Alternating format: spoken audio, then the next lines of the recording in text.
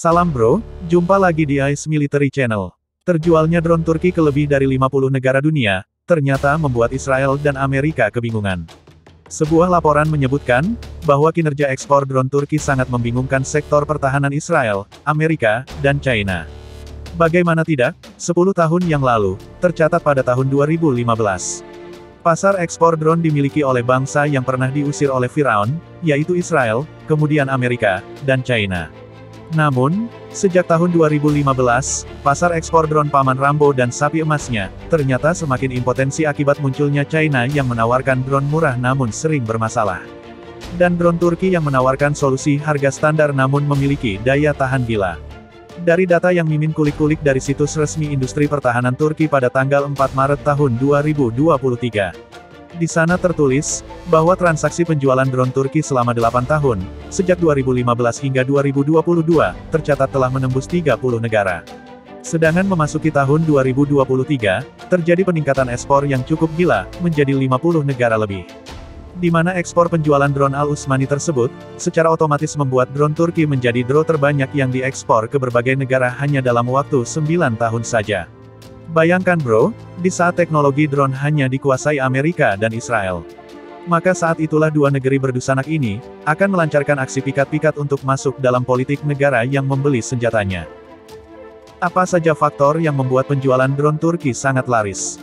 Dalam sebuah laporan yang dikeluarkan beberapa waktu lalu, disebutkan, bahwa para senator negeri Bang Amri berdebat soal laris manisnya drone Turki, yang disebut merupakan efek dari kebijakan pembatasan penjualan drone Amerika ke negeri asing. Para senator nasi bungkus tersebut, mengusulkan, bahwa Amerika harus membuat beberapa pengecualian terhadap pembatasan penjualan beberapa drone mereka, khususnya jenis MQ-9 Reaper untuk menyaingi Turki. Karena selama ini, drone tersebut hanya dinikmati oleh sekutu strategis Amerika, sehingga membuat dunia memilih drone buatan negeri Abah Haji. Kita tinggalkan Amerika, dan beralih ke Israel. Negara lato-lato bintang Levis ini tercatat juga sangat gila mengekspor drone mereka. Namun sayang, drone Israel juga memiliki prinsip yang sama dengan Amerika. Tidak ingin drone teknologinya dinikmati orang lain. Di mana mereka hanya menjual drone mereka dalam versi non-senjata, alias hanya untuk misi intip orang mandi, dan pengintaian. Bayangkan bro, lu beli drone buatan Israel seharga $35 juta, namun hanya dikirim versi ngintip.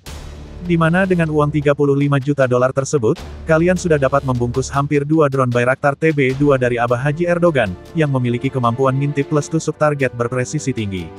Nah, bagaimana pula dengan China? Menurut admin, kita akui bahwa China mengekspor platform drone ke hampir semua negara. Namun, prinsip China ternyata juga 11-12 dengan Israel dan Amerika. Pertama, China menjual drone mereka hanya untuk merusak pasar pesaingnya. Kedua, jelas untuk bisnis. Dan yang ketiga, mereka juga tidak ingin negara lain kuat dengan teknologi drone. Yaitu dengan menjual drone odong-odong.